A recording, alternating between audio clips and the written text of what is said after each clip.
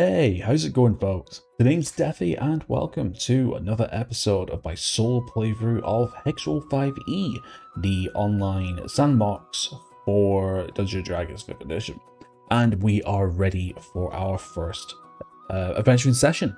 So, just a quick reminder, Hexroll 5e is an online sandbox which comes with its own pre-gened turns, dungeons, quest hooks, NPCs. Basically, it's an online VTT where you can pretty much like share it with friends, do some online stuff that you could do a solo playthrough like I'm going to do. So it's pretty cool. So in the last episode, we generated our adventurer. I was going to generate a party, but nah, we just I did a little D4 roll to determine how many starting people we're going to do, and we'll start with what. And that was a GIF. Oath of the Aegis Paladin. So I have filled out the character sheets, so allow me to introduce to you to Magnuson. So, you know, we have Magnuson, we got Paladin 1, GIF, athlete with the background, lawful, actually I meant to put lawful good here because this is what I rolled regarding alignment, so lawful good. So in terms of personality traits, I've randomized these by the way on 5e tools. Anything worth doing is worth doing best. Camaraderie. The playing field was level, so lawful, and then strongest bonds are forged through struggle. Actually, that's a typo, that should be something else. My mistake, got somebody hurt, I never made that again for the bonds, and for the flaws, I'll do anything to win. Basically, I felt that the stats as well, so we get 18 strength, 10 dexterity, 12 constitution, 12 intelligence, 12 wisdom, and 12 charisma.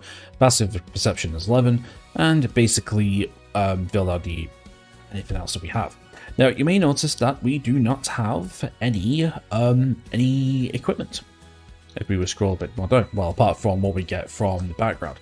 Now, the reason for this is because what we're going to do is instead of like getting equipment upon creating the character, what we're going to do is we're going to wait until we spawn into a town, and we're going to check out the weaponry and armory shops there to buy our equipment that's available, because each town's armory and weapon shops will have a pre-gen list of items, so basically we're going to be buying from there.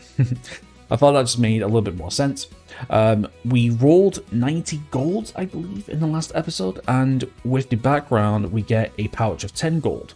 So basically it means that we have 100 gold for us to spend, so that is going to be pretty cool.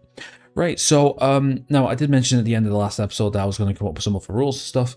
I kind of decided what I'm going to be doing, but we're going to wait until we get to those certain parts. You know, it's better to do it gradually than just doing a complete dump at you. You know what I mean? Okay, right, so without further ado, let's get started. Now, before we roll, for anyone that wants to use this, just another quick reminder that when you do roll a sandbox, doesn't matter if it's online or solo, the online version is only available for a month. So by the time the month is over, your sandbox will be deleted off its servers, just known to make room. There is a way that you can play it offline with the Hexroll backpack, I believe. You can you get it from Windows, Linux, Mac OS, and source code from GitHub if you want it. But I don't know how it all works. You need some other programs, I believe, so I'll let you guys look into that. If you want to know how to do all the quick hotkeys and everything, then you can click on the docs and it'll take you to the like best described as the facts and help guide and everything. So yeah, so it's pretty cool then. So yes, so basically that's it. So apart from using Hexroll, we're going to be using Paint 3D for the encounters, because what we're going to do is I'm going to find or generate a battle map that suits the location that we're at. And then basically we're going to do the Hexroll, we're going to do the encounters in Paint 3D because it's easier for me to keep track of. Right, so without further ado, let's get started. So let's roll a solo sandbox. And so yeah, so Magnuson is about to make his first adventure. So yeah, so also as well, both the face cam for anyone just joining in. That's the dice roller. I use 5etools.com. That is, 5e.tools or 2014.5e.tools because I'm using the standard 5th edition, not 5.5. And basically in the bottom left hand corner is a little arrow that's pointing up. Click that, brings you to a little dice roller. Okay then, right, so here's what we're going to do. So realm template. So we have 5 to choose from. We can go from Empire, Lands, Kingdom, Duchy, or Island. I am planning on doing all 5. So, but for our first one, we're going to stand with Kingdom, Realm, type Kingdom, just for defaultness. Population, I'm just going to leave that now. Team, the number of generated regions, biomes, probabilities, and number of hex per region. Generate regions between 6 and 12. I'm going to leave them alone. I'm not going to mess around with all this. This determines like what kind of major biomes you'd be in. Like for example, you could go for like a full jungle or rainforest or full tundra if you wanted to. You know, just little ideas. You can also generate the number of dungeons. We're going to leave that from 6 to 9. I could probably make that a little higher. So generate dungeons will hold monsters' treasure and will open up additional quest opportunities by other NPCs. But we're going to leave 6 to 9. Dungeon types probabilities, caves, temples, and tombs. We're going to leave that be. Prefer small dungeons. Nope, we're going to leave that be. Wardrobe monsters. We're going to make this 1. In fact, actually, I think I might be able to make this. Can I do it like this? 1/8. Yeah. Now the reason why is because we're going at level 1, so we don't, and we're on our own, so we don't really want to run into a high monster, do we? So yeah, we want to do this 1.8, so basically like the lowest number. So we're going to do like that. Number of settlements, we're going to leave the 6 to 9. Settlement types probabilities 2, 3, villages 3, that's fine. Number of inns, not a settlement, 3 to 6, that's fine. Number of dwellings, 7 to 11. Files and cable strongholds, that's fine. Number of factions. Factions provide more potential storylines and use NPCs generated earlier as members or collaborators, so we're going to leave that be. That's just modded tweaks for the multiple treasure. Any generated treasure value will be multiplied by its value by 1. Yeah, we'll leave it by 1. Oh, fine. Okay, then, right. Let's generate. Please enter a number. Please enter a number. What number? Oh, at the bottom here. All right, so it has to be 1 then. Where is it? Where's the? Yeah, it has to be 1. Sadly. Okay, it has to be 1. Okay, we'll do 1 then. We'll do the lowest then. That's fine. That might be a little bit easier. Okay, so now it's generating our grid, basically. Okay, so choose a starting point. Welcome to your solo sandbox. In solo mode, the hex map is revealed incrementally, starting with the first hex you visit. You can choose one of the following locations at your starting point or close this window to search for and use the search bar. So, we're not going to start off in any dungeons. No, we're going to work towards these dungeons. So these are the ones that we have available. So, Caverns of the Forsaken Fire, Caverns of the Unholy Blood, Hideout of the Morning Goblin, A Lair of the Cold Witch, Lair of the Corrupted Hopes, Pits of the Tormented Lich, Shrine of the Corrupted Skeletons, Tomb of the Forsaken Witch, and Tomb of the Raging Desire. But we're going to start off in one of the major settlements. So, City of Agadah, Village of Kolber, Town of Gezai, City of Ifar, Village of Kran, Town of Randor, City of Bogar, or Town of Yara. So we're going to randomize, or roll a die, determine what we're going to start with. So we've got 1, 2, 3, 4, 5, 6, 7, 8. So we're going to roll a d8. So let's go to 30 tools. D8, 4. Alright, so we're starting settlement 4 then. Okay, so 1, 2, 3, 4. So the City of Ifar. So let's go then. Okay, perfect then. Okay, so very lovely. As you can see, very, very, very lovely city. Actually, right next to us. Looks like next to a lake or something, seems to be. So yeah, we're starting on a... okay, so yeah, we're starting next to a river as such. Right, so obviously we don't want to go out just yet because the major thing is that we haven't got any armor or weapons, so we need to have a look around and stuff, really. Okay, let's have a look around then. So we've got the Roguesta's Tavern, Clothing, Veterinarian, Animal Supplies, Exotic Goods, okay, Brewery, Bookstore. Kind of want to look for... that's a city. Very far. Right, let's see here. Okay, so in terms of, let me have a look. I just want to make sure everything's working fine. Yep, everything's working fine. Perfect. Okay, right. So we have animal supplies, armor and weapons, bakery, bookstore, brewery, carpets and clothing, dark market. Might be something to go back to. Daycare, enchanter, exotic goods. That's actually pretty cool. Indoor museum, music, pet shop door. Okay, first things first. We're gonna head to the armor and weapons. So let's go to Alberta's Archer. Okay, cool then. Right, so blacksmith, Alberta of Forga. She has wise brown eyes, painted skin, decorations, and big round spectacles. In the pocket is a comb. Okay, so Alberta enjoys dining with her friends at the Crying Mummy's Tavern. Alberta's husband, Savius, is missing since 2 weeks ago. Secret, Savius is that, so we're gonna have to figure out. That out another time. Okay, right. So for the inventory, we have sling bullets, glaive, blowgun, dagger, net, crossbow bolts, handbolts. Okay, pike and a chain shirt. Okay, well, since the chain shirt is the only available armor, we're going to be buying that. So the chain shirt, if I'm not mistaken, is... Actually, do you know what? I should really bring up to... Just give me 1 second. Alright, okay, so I'm bringing up 5e tools, because basically this is where we want to have a look at things. And we want to go for chain shirt, right? Big chain shirt, if I'm not mistaken, is that light armor? No, it's medium armor. Okay. So she's selling for 54 gold. By the way, I'm not doing encumbrance. No, I don't know encumbrance off the top of my head. I'm not even going to keep track of that. Okay, but to be honest, because we got a gift, we got that ability, racial ability, that class is 1 build stronger, so it basically doubles our encumbrance level anyway. Okay, right, so chain shirt is 54 gold. Okay, so it's 54 gold. So we're going to buy a chain shirt. So that's going to be AC 13 plus 2 max or dex. So because our dex is 0, so basically that is a 13 armor class. That's a level 1. Okay, so we're just going to put in a chain shirt. So we can put in chain shirt, so that's 54. That's what we got up to now. Now going back to the armor. Okay, so at this point, I think it's probably best if we randomize what weapon our Magnus is going to use. Personally, I don't have any... I mean, to be fair, if there was more than one armor, I would randomize it. Because personally, I like to keep this roughly around... I like to keep this sort of semi-autonomous when it comes to our characters, giving some sort of like feeling or some sort of what they want sort of thing, do you know what I mean? So I'm just going to... I think my face cam's still a little bit off, so let me just move it to the side a little bit. Nah, it's good. It's fine. Okay then, right. So what we're going to do is this. Okay, so we've got choice between... Okay, so sling bullets. It's often the list because we don't have any sling bullets. The glaive, blowgun, dagger, net. Okay, yeah. Okay, let's have a look then. Right, so let's see. So 1, 2, 3, 4, 5, and 6. Right, so we'll roll a d6 and let's see what he wants to buy. So d6, 3. Okay, so he wants to buy 1, 2, 3. Okay, so he wants to buy a dagger. Okay, so I think what we're going to do is we're going to have a main weapon and a secondary weapon, I believe. Yeah.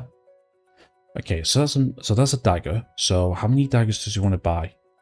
Okay, let's do an oracle. Does he want to buy more than one?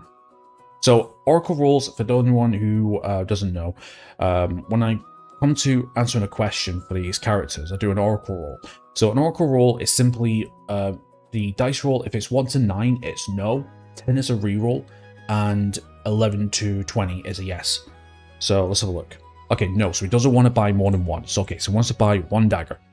Okay, so we got 1 dagger. Okay. Does he want to buy anything else? No. Okay, right, so he just wants to buy a dagger. Okay, so he just wants to buy a dagger. That is interesting.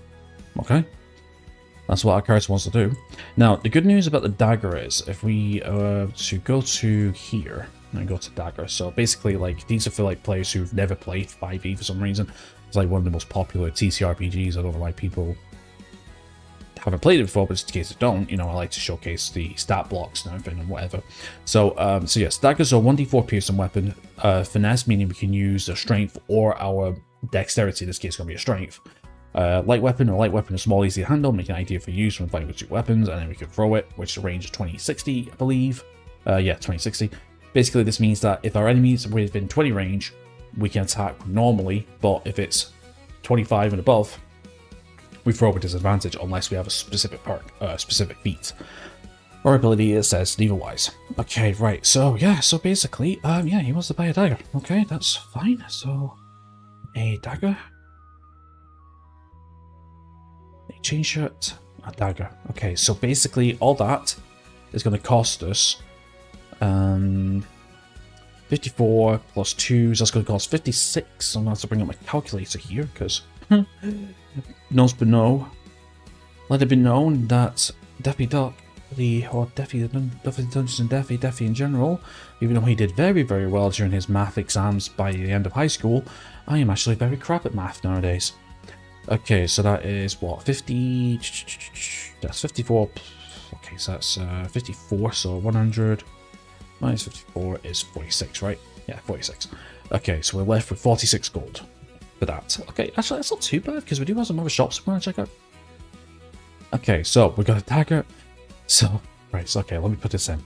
So, dagger, bonus is plus, I believe it's +7. Yeah, it's +7 because no, +6 because random proficiency bonus, which is +2 at this point. So we get +2, and then it's 1d4. Sorry, 1d4 P for piercing +4. Yeah, +4. I'll tell you something though, that's not bad damage. That's not bad damage. There would be a lot more if we got something else, but hey, I'm not to the finger here. I'm not a player. I'm a semi-DM to a degree. Okay then, right. So now that we have that, okay, so we're gonna leave the shop now. So anywhere else we want to go? Now we do have the bakery, the brewery, the carpenter, clothing, merchant shop, school. Do you know what? Let's roll. See where else he wants to go to. Do you know what? So okay. So days. Now this is the time. This is the other thing that I wanted to talk about in terms of rules. So as of right now, I'm going to say that it's early in the morning, right? So it's currently, I'm going to say that it's currently 10 o'clock in the morning, right?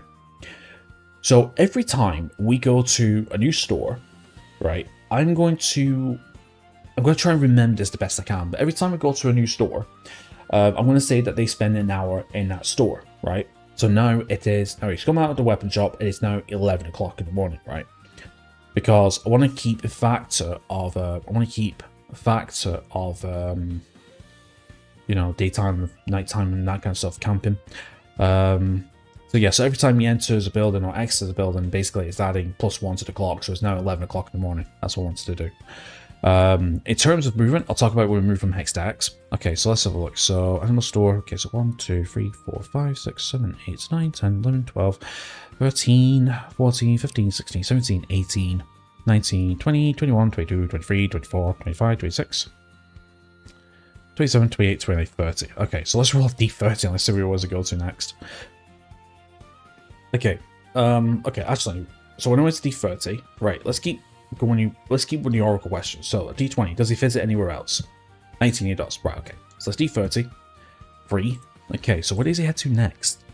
So he heads to the bakery. Okay, so there's 2 different bakeries. We've got Eveline's Eveline's cupcakes and Aquilia's cupcakes. So where does he go? D2.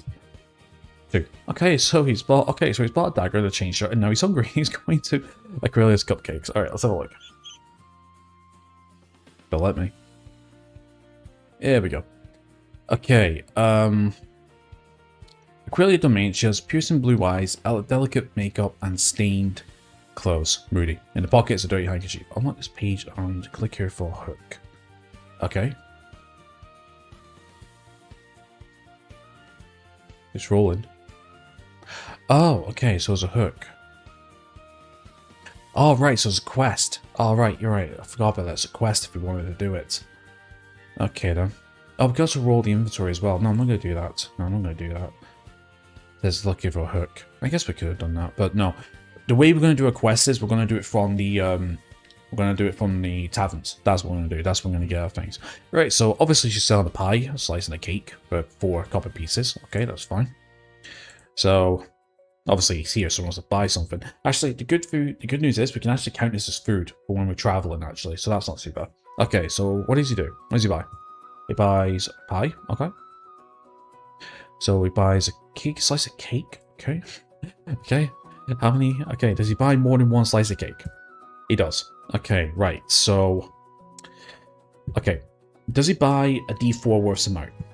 Yes, okay, right, so D4. Okay, so how many more slices does he buy? So how many slices does he buy? Great. Okay, so he buys 3 slices of cake. So that's going to be 21 copper pieces. So we're going to put that down. So 3 slices of cake. And we will class that as free food stuff. I'm not sure whether to... So in terms of like the rationing, like obviously we need rations when we're traveling. But I know food and drink. Obviously food and drink is what you need for long rests. So I'm going to say that that's going to class it as a long rest thing. I'm not entirely too sure like whether to do like a Baldur's Gate 3 thing. You know how Baldur's Gate 3 have like nutritional value, or like to get like a full rest, you're going to use different foods and all that to make up a full meal. I'm not sure whether to do that or not. It's still early days. I'm still thinking of what to do, so we'll do that then. So we bought 3 slices of cake. So this is going to leave us with... so he's going to pay a gold, so that's going to be that. I always get mixed up with this. It's 100 silver in... No, is it 10 silver in 1 gold? No, it's 100, isn't it? Yeah, it's 100 silver, and then it's 1,000 copper. So really, the best thing to do is go... maybe 99 silver pieces, and then maybe... and then... no, I don't know. Give me 1 sec. This is going to be odd, this. Okay, right, so I've got 7 silver pieces and 3 copper pieces because I paid a gold. Right, so we have 46, we've done 45, and this will change. Right, there we go. I had to use AI to tell me. I'm telling you, I'm horrible when it comes to this. Honestly, I really am. Okay, right, so we bought 3. So obviously we bought 3 cake. So yeah, I'm saying that's enough. I'm going to leave. Okay, now so it's now 12. So it's now 12 o'clock in the morning. Well, midday. Right. Does he go anywhere else? Let's have a look. Does he go anywhere else? Yes, he does. Okay, let's do a D20. Let's do a D30, see what he does. 5. Okay then, right. So we're going somewhere else. See where we're going. 5. So 1, 2, 3, 4, 5. We're off to the brewery. Billy's good stuff. Holy crap. Okay. Oh, let's notice something. Okay then, right. So here, we got an easy one. Okay, so we go to Billy's good stuff. And look for someone to deliver a mysterious box to Bisias or Gazelle in Fordga. Alright, so we better remember that. So, reward is 600 gold pieces. Okay then, right. So, upon hearing that, obviously, like, walks in, sees some help wanted. Does Magnuson do the job? 15? Yeah, he does. Okay, so Magnuson goes up to the person in charge, which in this case is Belind. Haunted brown eyes, delicate features, and a peg leg. In the pocket is 1 copper piece, 3 silver piece, and a passphrase note. Okay. So, obviously I look for someone to deliver a mysterious box to Forga. Okay, reward is 600 gold pieces. So, yeah, so I say we got that. So, I think what we'll do is let's add a mysterious box. Let's add mysterious box. Quest item to Forga. There we go. I can always read these back if need be. Okay then, right. So we got that. Okay, so what are we going to go with next? Okay, so we're here for. Okay, right. So he comes in, sees that. Obviously, done deal. He's got given the mysterious box, so he has to go to Forga then. Now, does he buy anything while he's here? Well, he does. Right. Well, we don't have enough for. So, obviously, we do not have enough for the royal quality wine, but we do have eye for a barrel. Okay, so I guess he wants to buy a barrel then. So yeah, so I guess we're just going to say he's going to buy 1 barrel of cider, which is going to be a small one. Sure. Hey, whatever he wants to do. It's his world. He can do what he likes. A paladin who bought 3 slices... yeah, a paladin who bought a dagger, a chain shirt, 3 slices of cake, accepted a job to be a courier boy, and now has a barrel of cider. Interesting. Now, this barrel of cider, I'm actually going to do a D4. Actually, let's do an oracle question. Does this barrel of cider have D4 worth of drinking? Doesn't. I know it's a reroll. Okay, so it does. Okay, so how many drinks can Magnuson get out of this barrel? 4. Okay, so we can get 4 barrels. Okay, so he can get 4 barrels? Heavy one, but... okay, so we can get 4 drinks out of it. So again, that's going to add to the food and drink sort of thing. A barrel of cider. 3 slices of cake and a barrel of cider. Yeah. Interesting. Okay, right, so obviously that's 7 gold. So 45 minus 7. Playing using fingers. 44, 43, 42, 41, 40, 39, 38. Okay, so he's got 38 gold left. Okay. Right, so obviously he comes out the brewery. Now it is 1 o'clock in the afternoon. Right, so it's 1 o'clock in the afternoon. So let's go to D4 again. Does he visit anywhere else? No, he doesn't. Okay, so it's now 1 o'clock in the afternoon. So He has his box, so I'm going to say that that's his quest, and now he's going to leave. Okay, so now he's going to leave. Perfect. Okay, so now he's going to leave. Okay, no. Obviously, there we go. So, now that he's going to leave, so we have a dagger, we've got a change shirt, we've got our food, we've got a drink. So, the way this is going to work is this. Now, obviously, when it comes to hex rolls or just hex crawls, yeah, hex crawls is called. When it comes to hex crawls in general, I haven't really seen like any like standard rule sets that everyone agrees on. Like I've seen like multiple people saying, "Oh, you should be doing this, you should be doing that." Every time you move a hex, that's a class as a day and stuff. I've seen. I think the most common one I've seen is that every time you, well, from what I understand is there's some people that I've seen that say that you move X amount of hexes and then you take a long rest, or you move one hex and that's class as a day, that kind of stuff. I'm not entirely too sure how I was going to do it, but I think what I'm going to do is this. I think what we're going to do is we're going to class each hex as a 3-hour journey, I think. Meaning that we can kind of get through a couple of hexes in one day, which could lead to a couple of encounters, you know what I mean? So far it's 1 o'clock in the afternoon. So we're going to take our first hex, and I'm going to believe, I think what I'm going to do is, I think sundown, averagely, is roughly around 6 to 8 p.m. at night. So I'm going to say that he's going to take his long rest if he, well, sorry, we don't even have a bed camp or anything, we'll do a survival check or something to see if you could do a successful, yeah, I've got some rules for long resting as well. But basically, when it comes to 8 o'clock, if it comes to 8 o'clock, that's when we're going to do a long rest, yeah? So, no wait, long rest is 8 hours. So, would it be best to do it at 12, maybe? Yeah, but camp normally takes, what, 2 hours to set up? Yeah, okay, so, yeah, okay. So, long rest will start at 8 o'clock. It takes 2 hours to set up camp, so within those 2 hours you could do, I don't know, some light activity. I know in every long rest you can do 2 hours of you can do 2 hours of light activity. No, actually that makes sense. 2 hours to set up camp, long rest starts at 8. Sorry, long rest starts at 10. 2 hours of light activity, and then the rest 6 hours, as long as it's all part of the same rest, and then he gets up at 6 and he carries on from there. We'll do it that way. I like to make rules up on the go. I don't like to prepare. I don't know if you guys know that. Okay, right, so obviously we're not traveling by land, we don't have a boat or anything, so we have 4 different hexes we can go to. So let's roll a d4 to determine which direction he's going in, because obviously we don't know. Okay, d4, ready? Here we go. 2. Okay, so obviously we're doing this counterclockwise. We'll do it counterclockwise. We'll go this way. Okay, here we go then. Okay then, right, caravan camp. Interesting. Lucky. So, beneath the baking sun, parched grasslands stretch in all directions. The horizon obscures in a shimmering haze of heat and false promises. Several caravans are circling a large campfire on a hill's slope.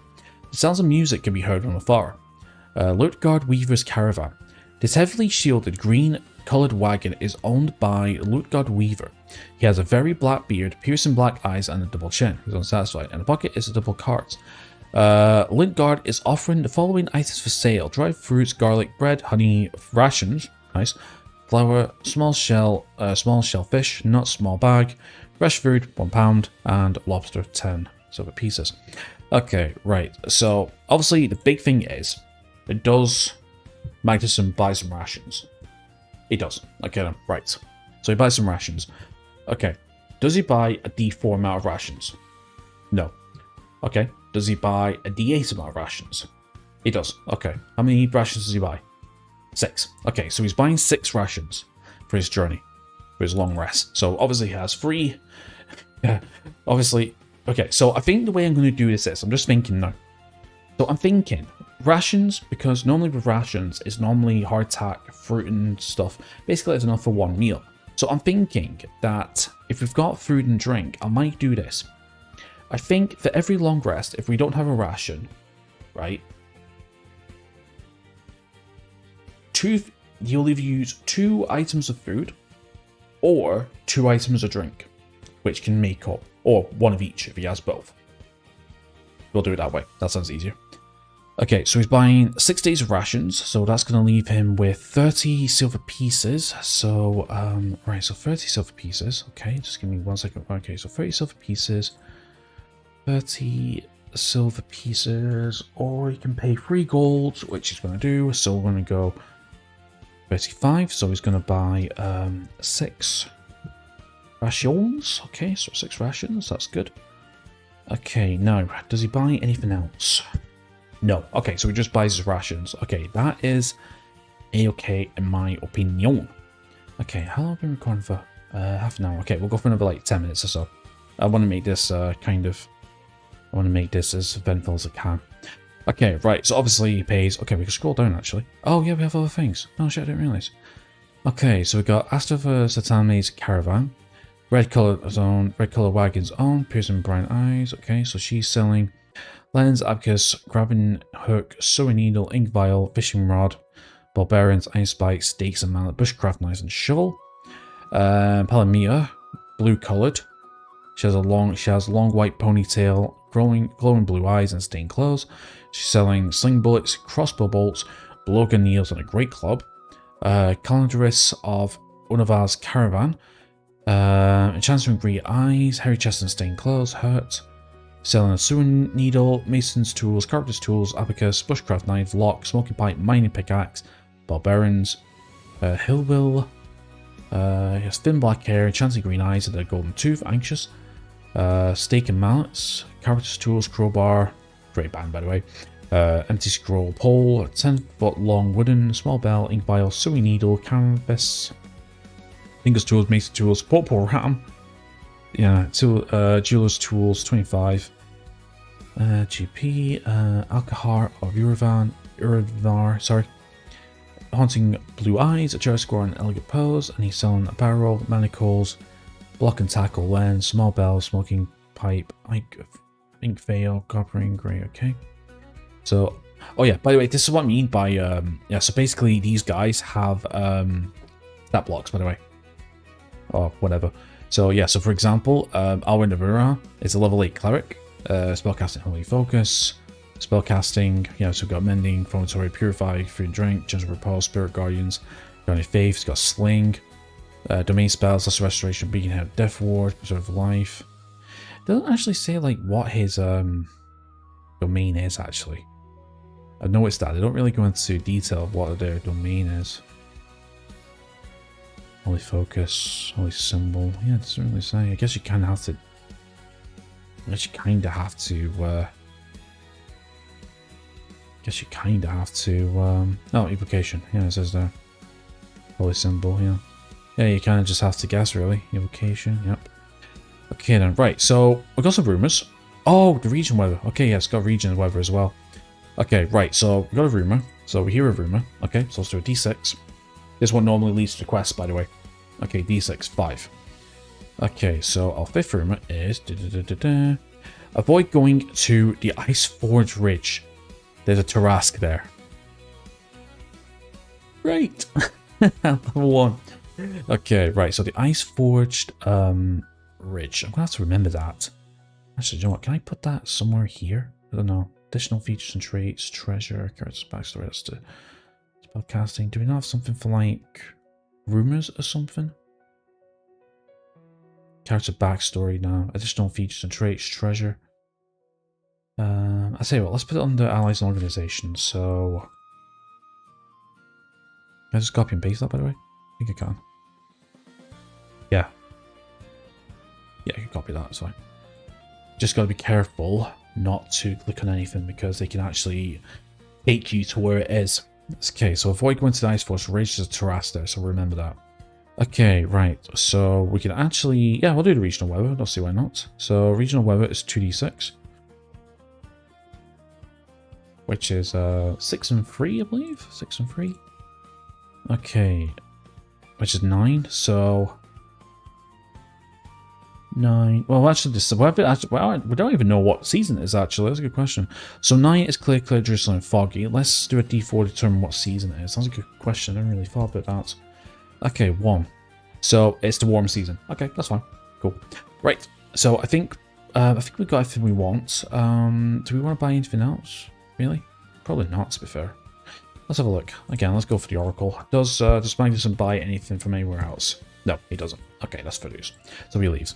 Okay, so now we have a choice of 4 different directions. We can go 1, 2, 3, 4, 5. Let's do a D5. 4. Okay, then. So 1, 2, 3, 4. Going down the way. Ooh. Okay. Dead manticore remains. A small lake sits between the lush green hills there. At night, countless mysterious forms glow in eerie blue light in its deep water. The headless, rotting remains of a beheaded manticore can be found between 2 hills. Random encounter. There's a 1d6 chance when exploring, or a 2d6 chance if camping overnight, to be ambushed or preyed upon. God. Okay, right. So we have 4 black bears. Okay, yeah. So this is what we can do. Okay, that's not too bad actually. 1.5. Yeah, this is actually pretty good to our level actually. I haven't got regional weather. Okay, so we're in the 1 weather. So let's see what the weather's like here. So 2d6, 10. Okay, so 10. So it's clear and breezy. Okay, right. So there's a 1 in d6 chance. Let's have a click. 3. Okay, 3. So no random encounter. That's fine. Whew. Okay then. So basically 1 in 6 just means that if you roll a 1, we're getting a random encounter, or if 1 or 2, if we're camping overnight. But no, fine. Okay then, right, so we have 1, 2, 3, 4, 5. 1, 2, 3, 4, 5. Let's have a quick little look. 5, 4. Okay, so we're moving 4 again. So 1, 2, 3, 4, so we're in this direction. Okay, abandoned village. There's a perfect circle of large stones, each standing tall above the ground. In the center, a shallow pit seems to be hosted a bonfire not too long ago. The buried remains of a small village can be found on the top of a hill. Okay, right, so let's have a look, see what the weather's like here. 8. So 8 gives us clear. Okay, so we're still clear. Okay, good. So not a cloud in the sky. Right, so we're going to roll 1 and 6. So look. 4. Okay, so nothing yet. Okay then, right. So now we have 1, 2, 3, 4 to have a look at. 3d4. 4. Okay, so we're heading kind of northwards here. Oh, got a new oh, here we go. Nice. The town of Gizai, that's what we need. Oh no, that's not where we need to go. We need to go to Forga. Okay, so I got confused because our client wants to find someone of Gizai in Forga. Okay, so a vast field of colorful flowers covers the shallow hills here. Butterflies and bees hop from flower to flower. The town of Gizai sits behind a well on a hill slope. Nice. Okay. Oh shit, do you know what? I meant to be paying attention. Shit. Okay, so it was 1 when we came here. Yeah, so it was 1, 4, 7. Okay, so as soon as we get into town, I'm going to say it's like nighttime now. Okay, man, I get so caught up doing this, I keep forgetting. No, it's 2d6. Defi, please. 7. Okay. I keep forgetting my own rules. Honestly, once I play this a little bit more often, I remember things. Okay, what was it that we rolled? It's a 7. Okay. So it's still clear. Okay then, right, well, we're going to the town of Gizai then. Okay, very nice. Let's have a look at its layout. Pretty simple. Nice. Okay, well, I'm going to say it's nighttime. So obviously we need to find barracks, matchmaker, leather worker, barber, tailor, liquor maker, brewery. We need to find sales. Tell you what, tavern. Hold on. Town of Gizai. Matchmaker. Okay, so it's just the one tavern. Okay, so I'm gonna say it's nighttime. We're gonna try and find somewhere to live. That's like somewhere to spend the night. So we go to tavern. Okay, so the Knight's Arrow Tavern. That's pretty cool, actually. Owned and managed by Nukader of Ithar, he has thick sideburns, piercing black eyes, and deep scar on his cheek. Surprised, okay. Staff is Anger Transmundus. He has thin green hair, bulging red eyes, and a deep scar on the cheek. Anxious. In the pocket, a deck of cards and an empty vial. Tyria of Kran. She has wild green eyes, a long white ponytail, and a peg leg. Offended. In the pocket, 1 CP and 5 SP. Okay, not bad. Drinks, ale, 4 cup pieces, craft beer, 1 thingy. And we can order some food if we want to. So we can get cooked fish of shellfish, barbecue chunks of fish, marinated in honey and herbs, mashed potatoes. Okay, alright, we'll do that in a second.